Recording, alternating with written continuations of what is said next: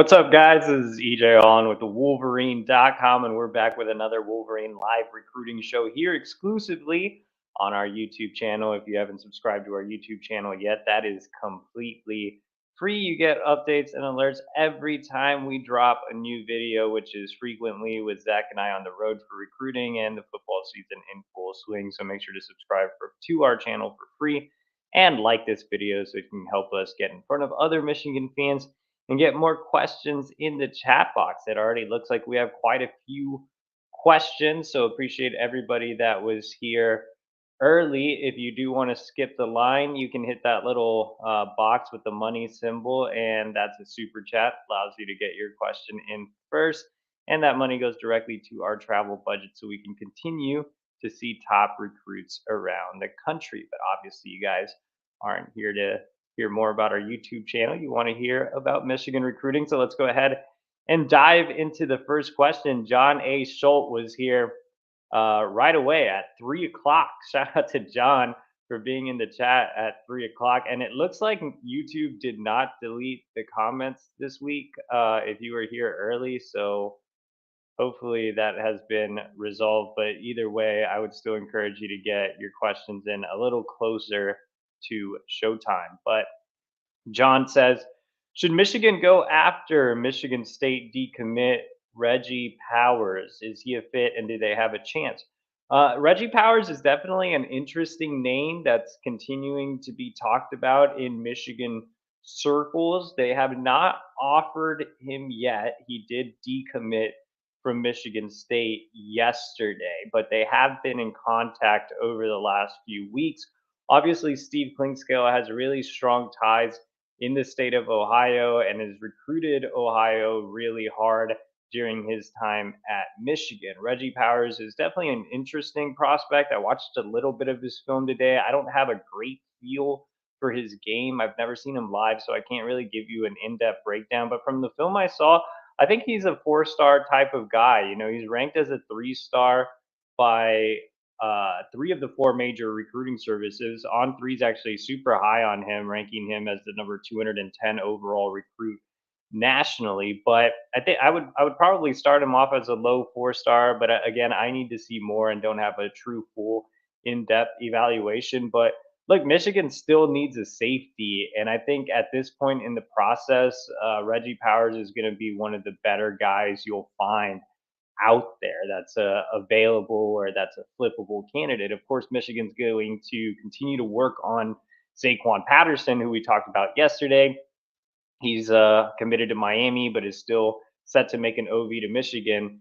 Despite that official visit, I still think it's going to be tough to pull him away from the Hurricanes. So I think transitioning to a guy like Reggie Powers makes sense. I know that Oklahoma recently offered him, and I know that Ohio State was really interested early in the process, and they have circled back a little bit. It's unclear how hard Ohio State is pushing there, but if Ohio State doesn't push, I think Michigan would probably have the inside track there. Maybe Oklahoma as well, with it being a bigger program. But the other schools involved are kind of lesser than, I guess, Pitt, Cincinnati. There's a few others that are kind of in that group, but I think the bigger programs involved here are Michigan and Oklahoma. Obviously, Oklahoma has already offered.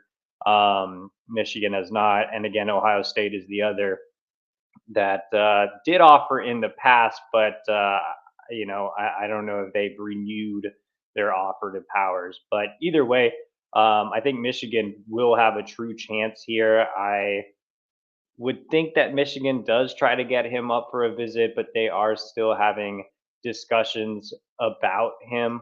I think when you look at Michigan State's class, it's probably going to continue to fall apart with the firing of Mel Tucker. And so there could be some options there. I don't think there are a lot of viable options, but Michigan still has the need in the secondary. So, Reggie Powers would make sense. Maybe a guy like Justin Denson, who's another safety commit there. But I think the Wolverines are continuing to evaluate senior film at those positions that are still left. So in the secondary, edge is another one where they're continuously watching senior film.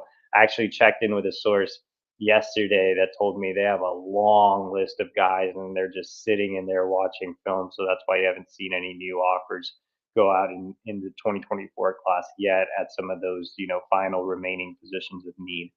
John A. Schultz has another question, and he says, in what order would you rank these quarterbacks Michigan has recently recruited or still is as prospects coming out of high school? JJ, Davis, Bryce, Montgomery, and Longstreet. Any others you want to throw in? I actually answered a question kind of similar to this. I think it was last week or the week before where I ranked the quarterbacks that committed to the school I covered dating back to my time at Texas. So, let's just keep these names and, throw in some of the other 25 targets. So the other 25 targets would be Barry Bachmeyer and George McIntyre. I think, the names listed plus Bachmeyer and McIntyre, um, Bryce Underwood is definitely number one. I think he's a really special prospect, and you use the term unicorn in recruiting, I think it means you are really one of a kind, and Bryce Underwood really is that. He's a big frame pocket passer with an elite level arm that also has some wheels. So, Bryce Underwood is definitely that guy. I do think that he's very deserving of being ranked the number one overall recruit in the country in 2025. He is that special of a kid. I mean, also just from an intangible standpoint, this is a kid that won a state title as a 14-year-old at Belleville. So I would say Bryce Underwood would definitely be number one. And then, JJ and George McIntyre would be pretty close, but I would actually give the nod to JJ, man. I mean, I love JJ as a prospect. When I saw McIntyre live last season, he was underwhelming, though his tape is very impressive. So, I'm not going to knock him for the one game that I saw. But that probably gives me JJ a little bit of a nod. So, JJ, I had ranked really high. I had him, I think around number 30 overall in the country when he came out. I was sold on JJ from the very beginning. I think I've told this story before, but I first met JJ when I was on the Texas beat. He visited Texas for a junior day, and obviously Texas is, a breeding ground for high level quarterbacks. And they were recruiting JJ. I was like, what are they doing recruiting this kid up in Chicago? And kind of laughed about it. And then, I watched this film, and obviously I switched to the Michigan feed and had a chance to see him live. What did Sam Webb say? Like 38 times. And he was obviously very impressive. And so JJ would be next. And, he's definitely starting to live up to that hype, having a really strong season. And obviously he had one last year as well. But George McIntyre would be next, and the guys that Michigan is recruiting, he's visited, but seems like he's probably going to stay south. He's, a taller quarterback. I think he's at about 6'5", and just another big frame pocket passer that checks a lot of boxes. And then in terms of the other guys left, I would say Longstreet and Davis are pretty close. So I would say, Bryce would be in a tier by himself, and then JJ and McIntyre would be in the next tier. And then, Longstreet and Davis, I have fairly close. Um, I mean, talking about Longstreet, I just haven't seen him as much as I've seen Jaden Davis, but he's just a really solid quarterback. A little bit on the shorter side, but he's really accurate. Probably a little more mobile than Jaden Davis. So I think Longstreet's one of the better quarterbacks on the board, and Jaden Davis, even though there's been so much controversy, this is still a guy I have graded, in the top 150 to 175 range. So he's still a really good quarterback. Even though I have questions about his, height and lack of mobility, he's still a guy that is extremely proficient and accurate. And I think the things that Jaden Davis does really well will translate to Michigan's offense really well because he needs to be in a controlled, type of environment with a strong offensive line and a strong run game. And Michigan can certainly provide that. So, even though I don't have Jaden ranked as high as his industry ranking, I mean, I still think he's a very good prospect.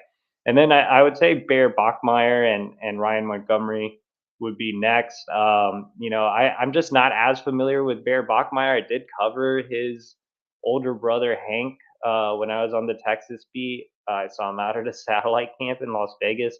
But he has some fun things on film. I just need to watch more of him. And then with Ryan Montgomery, I think he's a guy that can really rise up this list, man. He's having a really strong junior season. Like, I wouldn't be surprised if he moves past, where I have Jaden Davis and Longstreet ranked.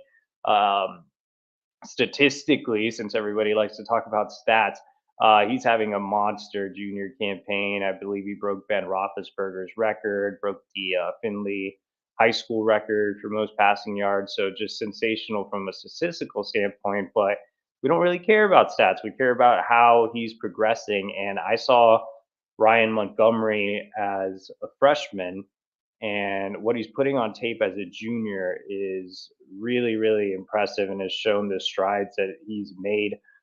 He works with the same quarterbacks coach in the offseason as Drew Alar, and you can see some of the similarities starting to develop in Montgomery.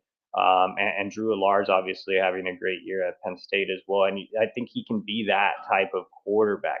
The arm strength has improved. He hit a growth spurt. You're seeing more athleticism on tape as well. And Montgomery's always been a pretty quality athlete that's excelled at AAU basketball and just basketball in general for his high school. But I think you're seeing more athleticism. I think you're seeing a stronger arm. I think you're seeing him become more accurate. Finley's changed its entire offense, so I think you've been able to see more mental processing as well.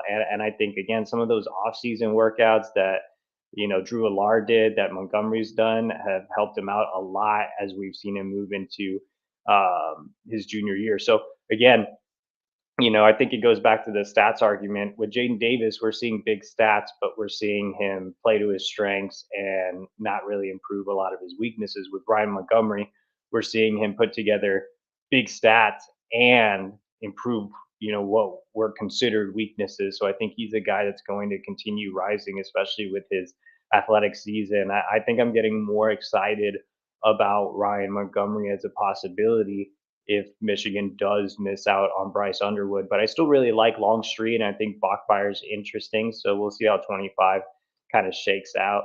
And John A. Schultz says, if you're going to give Zach some jewelry for being such a swell pal, which Ann Arbor area jeweler would you use? Of course, Lewis Jewelers. If you guys need some jewelry, definitely head over to Lewis Jewelers.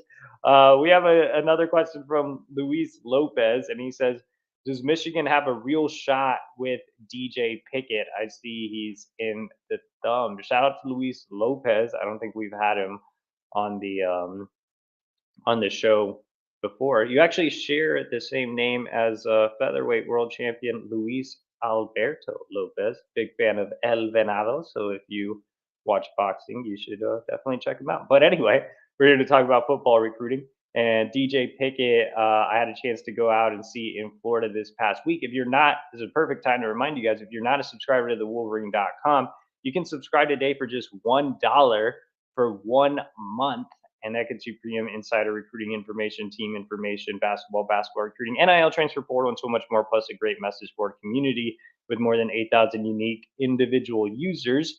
And I had plenty of content up on Picket, but just to give a free summary here, I think the teams at the top right now are probably Florida, Georgia, and Michigan. Florida State is on the On3 recruiting prediction machine, but I would say the top tier of schools is Florida, Georgia, and Michigan. And then you do have, Florida State and Miami involved. He does like national programs like Alabama and Texas. He's taking a visit up to Oregon. In fact, Oregon is the only school that has locked in a fall visit. He has been to Florida twice already this season. But Oregon is the only upcoming visit he has set in stone. Right now, I think Michigan is still in that top group. It'll be interesting to see how much NIL becomes a factor here, especially with Pickett being a 5-star guy and the number one safety in the country. I'm sure he's going to have a ton of NIL pitches in place that I guess the best way to phrase it would be more aggressive than Michigan. At the same time, he has a lot of ties to Michigan. His mom went to Michigan. He still has family that lives in the Detroit metro. He's already been up to Ann Arbor 3 times, including for a visit this summer. He has a strong relationship with Steve Klinscale and 2025 commit Chris Ewald. So, he really does love Michigan. He likes the development aspect and the way the Wolverines have been winning on the field. But the SEC schools really are going to be tough to beat here. I think Florida is making a big run, and they've really gained some momentum. And Georgia's obviously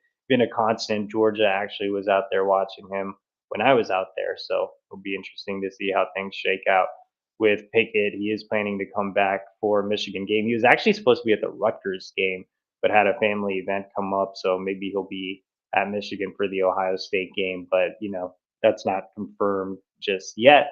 Luis Lopez hit back with another question, and he says, "Who is a guy that Michigan can get next year that's ranked 50 to 100?" I am sick of hoping for 5 stars.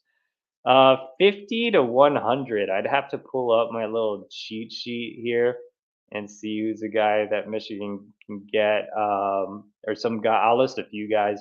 Talon Taylor, wide receiver out of Chicago land, top 100 guy. Definitely is a prospect Michigan can pull. Obviously, the Wolverines have had plenty of success in Chicago land. Talon Taylor is part of the Midwest Boom 7-on-7 program, which has been really kind to Michigan in the past, producing guys like JJ McCarthy and Tyler Morris and Amarion Stewart. And Talon Taylor's family loves Amarion Stewart and his family. So I think they'll be instrumental in helping recruit Taylor. And I think Tyler Morris and his family know them as well. So yeah, I think those connections help. He's been on campus twice already. He's looking to come back for the game against Ohio State. I know it's tough to land elite wide receivers in this type of offense, but I think Talon Taylor could definitely be an exception, and he could be a game changer for sure, man. You can put him in the slot, you can line him out wide. He's pretty electric. He's one of the best players I've seen on the road this month for sure. So I think he could come in and potentially start as a true freshman. He's the type of kid that, or the type of receiver that Ohio State kind of lands. He reminds me a little bit of Garrett Wilson. So I feel like he's the type of guy that can come in and make an immediate impact at Michigan. And he really does. I don't think the on-three recruiting prediction machine's that accurate with this recruitment.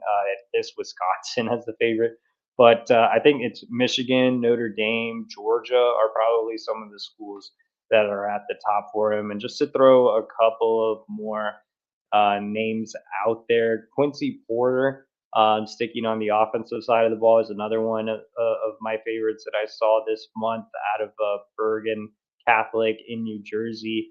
He doesn't talk a whole lot about recruiting, doesn't make a whole lot of visits, but he was on campus for the barbecue at the big house. I know that Michigan is making him a top priority. Michigan is second on the on-three recruiting prediction machine behind Rutgers. So, I mean, uh, the Wolverines can easily leapfrog Rutgers there. But again, Michigan is making him a top priority. He's ranked as the number 92 overall prospect in the country. And with Chris Partridge back on staff, he has really strong ties to the Catholic schools in the northern part of the state. So I definitely think he can help land Porter as well. And yeah, I mean, there are a lot of guys that are possibilities in that, 50 to 100 range. I think another guy that's a possibility would probably be Kamar Archie. I mean, we've talked about him a lot because I've seen him twice recently. He's not in the 50 to 100 range on the industry ranking, but he is on threes, ranked as I believe the number 70 recruit nationally. He's a linebacker out of the Hun school, so immediate program connection with Archie when you have Owen Wafle already committed. And Penn State's considered the leader on the on-three recruiting prediction machine, but the guy just hasn't made any visits because all his games are on Saturdays. It's the reason why Wafle hasn't been back on campus. So I think he'll have a chance to visit Michigan as soon as possible. He told me the Wolverines are high on his list already. Partridge has been building a strong relationship. Area recruiter Grant Newsom has been heavily involved as well. Wafels recruiting him a lot. So, he's the type of linebacker that Michigan really needs. He's exactly like Aaron Childs, and with Michigan missing out on Childs this cycle, I think Archie's a huge priority in the next one. So those are some guys in that 50 to 100 range. Before we move on to our next question, guys, I do want to bring you a message from one of our sponsors. Tonight's sponsor is Susie Surma with Modus Realty. Are you ready to buy a home? This is one of, if not the most expensive purchases you'll ever make. Having a realtor who listens and cares about your needs is crucial. Susie Surma is the right local expert for you. Susie includes a free buyer's consultation to uncover your home buying needs, maximizing experience and efficiency. Email her today at susie at motusre.com. Let's face it, the market has been challenging for buyers. The critical piece you might be missing is having the right agent. Using a realtor that has superior knowledge and negotiation skills is a key to closing in on the home of your dreams. Local expert Susie Surma is your answer. Not only does she know the area, she is a fierce negotiator. Why not build equity now? Contact Susie Surma to start your customized home search today. Call Susie at 248-767-5633 or email her at susie at motusre.com. So thanks again to Susie for sponsoring tonight's show. I think I've mentioned it before, but Zach is looking for a home in the area, and he's definitely going to use Susie if he moves forward with that process. I encourage any people in the area looking for a home to go and contact Susie and get the home of your dreams. All right. Last question from Luis Lopez. And he says, does Jim Harbaugh not having a contract have anything to do with recruiting not going well? I don't really think so. I know that's been a big topic as of late on the team side. And our Chris Ballas had a really nice update today on the Wolverine.com. So you should go check that out. But I don't think recruits are paying too much attention to that. You have to remember recruits aren't Michigan fans, so I doubt the majority of them even know the status of Jim Harbaugh's contract. They just expect him to be there next year. Now, as we get into the off season, obviously we're going to get into the NFL rumors, which I think has will have more of an impact than the contract situation, and maybe the contract situation will have more of an impact in the off season as well because it will dominate the headlines if it's not done. But right now, I don't think you really see it out there or anything. The only, NFL type of buzz that we've seen is the Chargers, and that's been a little bit minimal. And then the contract situation outside of Michigan media hasn't been talked about on a national scale. So I don't think recruits are really paying too much too much attention to it like Michigan fans are. So I would say no. Um, Oh, it looks like we have a super chat from Funky Bunch 3. So shout out to you. You get to skip the line. He says, this is not going to be a fan favorite question, LOL. But what about kicker recruiting? Miss losing Moody more than anyone else we had last year. Well, remember, Michigan does take pride in special teams. So they are not opposed to offering scholarships to specialists. Now, they haven't offered a kicker this class in 2024, and I do not believe they've offered a kicker in 2025. They have had some long snappers on campus, but there's no big target in 2025 for kickers just yet. So maybe they look at some preferred walk-ons. Michigan does a good job at identifying those, and Jay Harbaugh obviously has strong connections in the special teams world, through Corn Blue and all of those guys that deal with kickers. So unfortunately, Funky Bunch 3, I can't really give you a true answer. Adam Samaha obviously committed to Michigan, and he was on scholarship last cycle. I mean, they did give him a scholarship last cycle. He's currently on scholarship at Michigan. So, maybe Adam Samaha is the kicker of the future. I think, he's a guy that did have a ton of leg talent, and I had a chance to go out and see him and meet with him. He's a great kid. His father worked at Michigan for a while. So Adam Samaha might be that next name to know in the kicker world. But as of right now, Michigan doesn't have any recruits that they've offered scholarships to in this class or the next class when it comes to kickers. Let's go down to KB. And he says, what are Michigan's chances of landing Bryce Underwood or Ryan Montgomery? With Bryce Underwood, it's kind of the same. I still feel like Michigan and LSU are the schools at the top, regardless of the recent surge of Colorado. Now, I'm not dismissing Colorado at all. I think Colorado could become a real player, maybe, especially with Deion Sanders and the buzz that program's generating. But I still think it's more of a Michigan LSU battle right now. LSU obviously has the advantage when it comes to NIL. Bryce has always had a wandering eye for playing in the SEC, going down in the South. He likes what LSU's done with some of its recent quarterbacks, including Joe Burrow. Brian Kelly has Midwest ties, as do some of the staff members there. So I think that's helped. And you're also seeing LSU invest a lot of resources in recruiting the Midwest, with them becoming big players for Bryce. They actually offered CJ Sadler yesterday, who's the number one recruit in the state of Michigan in 2026. So, LSU still scares me the most. I think Michigan's just a constant in this recruitment. He has a strong relationship with Kurt Campbell. Obviously, Jim Harbaugh played quarterback in the NFL and did a great job of coaching guys in the league. And I think that is definitely appealing to Bryce. It's the hometown school. So, I still think a lot will depend on some of his visits this fall. It'll be interesting to see what other schools pop up that maybe make some NIL runs. He is still set to make a decision in January. And I'm also curious to see, is there more Harbaugh to the NFL buzz or Harbaugh contract situation buzz right before his decision? Because that could, affect some things as well. So, I still think Michigan's in a good spot. It's still pretty much the same with Bryce. And then with Ryan Montgomery, I feel like if Michigan misses out on the Bryce Underwood sweepstakes and they pivot to Montgomery, and there's still other options as well. I talked about some earlier: Husan Longstreet, Bear Bachmeyer, George McIntyre, guys that have all visited, with the exception of Bachmeyer, who's planning a visit. But I think Michigan would be in a really strong position with Montgomery. They've recruited him for several years already. He's been to campus a ton, probably as much as Underwood, if not even more. And he has a great relationship with Campbell. He likes Harbaugh for some of the same reasons I mentioned.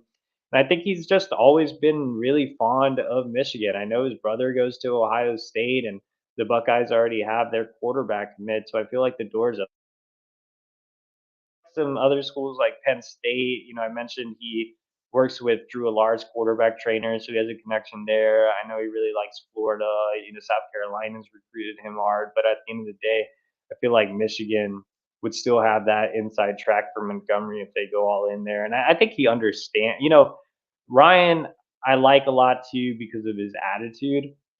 I think he understands the game, and I think he understands that Bryce Underwood is considered a generational prospect right in Michigan's own backyard. So I don't think he's taking offense to Michigan prioritizing Bryce Underwood, and I think that's also a positive when you look at his mental state and how he handles things.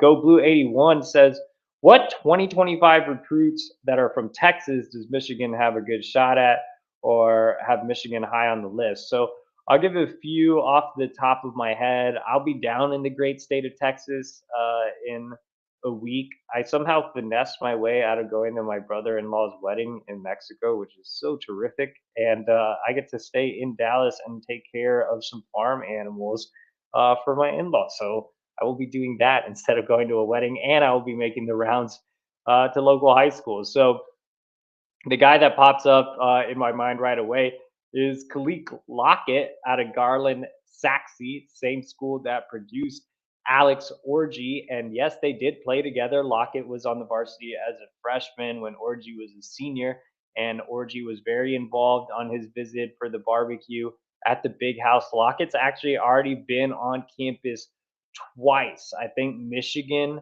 and Penn State are two schools in Big Ten country really moving the needle for him. Michigan actually has the lead on the On3 recruiting prediction machine with a 36.1% chance of landing him.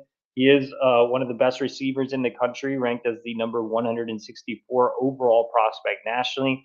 With the tie to Orgy and him being on campus twice already, I think that definitely gives Michigan a big boost. So they are a really strong contender for Khalik Lockett. Another guy, another wide receiver, Taz Williams out of Red Oak. He's originally from Pennsylvania. He's actually from the Pittsburgh area, and he worked with the same trainer that trains Michigan commit Cole Sullivan. So that's a strong connection already. But that's not the end of his connections to Michigan.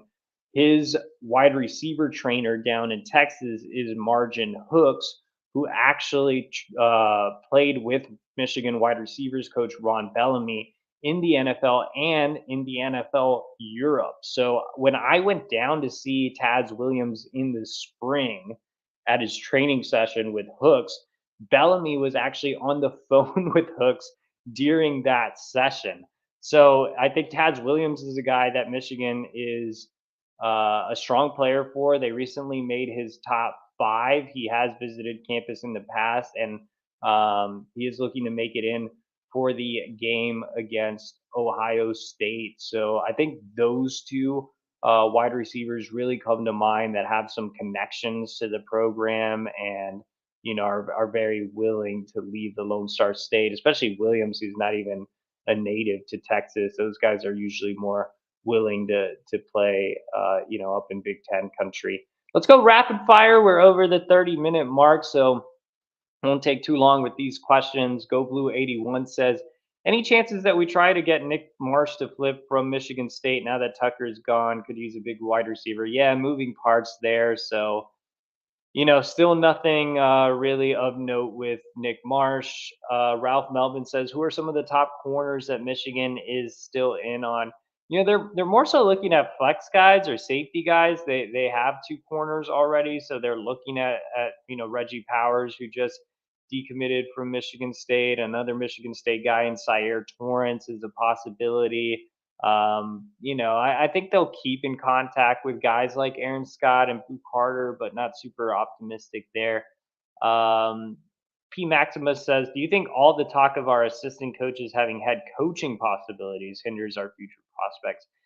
Not a ton, but there have been some recent concerns brought up by a few parents I've talked to that have been concerned that their, lead recruiters may be leaving after the season. I think this offseason is going to be super interesting with more Harbaugh to the NFL rumors, but also the assistants. I think a lot of Michigan assistants coming off of what could be a really special year are going to have opportunities, and that could definitely impact Michigan on the recruiting trail. Chaotic 37 says, since Michigan targets freshmen and graduate transfers in the portal, I was curious on your opinions on Bai Jobe and Jordan Hall as recruits possibilities. Yeah, good question. Bai Jobe was a guy that Michigan really, really liked.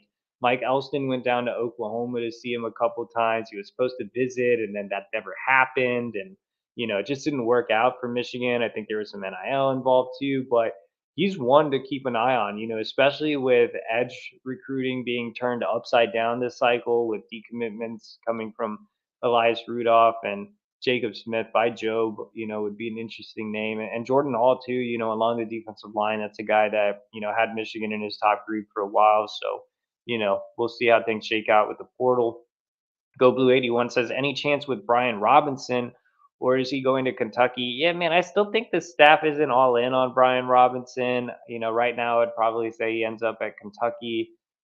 Joseph Grimaldi says, does Michigan have any big recruiting visitors planned for upcoming home games? And do you know who the secret last second visitor was this past weekend for the Rutgers game? Yeah, so a lot is being made with, clickbait headlines to that Michigan had a secret visitor on campus.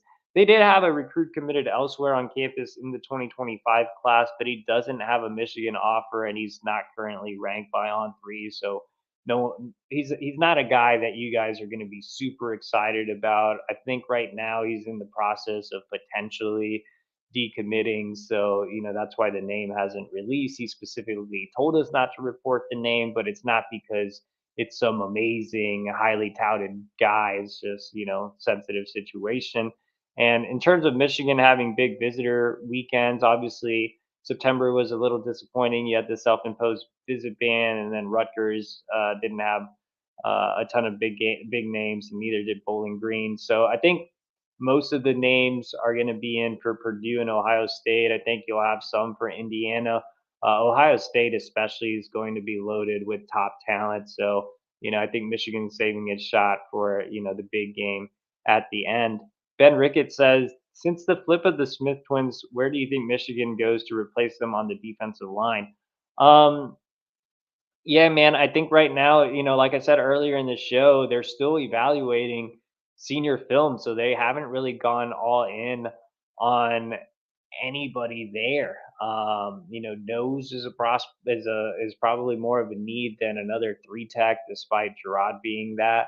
Or Gerard was more of a four eye type of guy that was going to fit the Chris Jenkins mold, but I still think they need a nose more than anything. And obviously they need to replace the edge guys. So I think that right now, you'll probably see some late offers go out or some circle backs here in the next couple of weeks as guys are putting together their 4 game, film reels. And I know Michigan has been watching a lot of senior film this week. Ben also says who might be some targets that could commit next in the 2024 or 25 class. So, not a lot of candidates in the 24 class right now. Like I said, targets are limited, and I think they're still, seeing who they're going to push for as signing day approaches. 25 doesn't look like anything's imminent, but if I had to throw a name off the top of my head, I would say maybe Elijah Dotson. He just visited for the game against Bowling Green. He's a 3-star in-state athlete, so he's definitely a name to watch.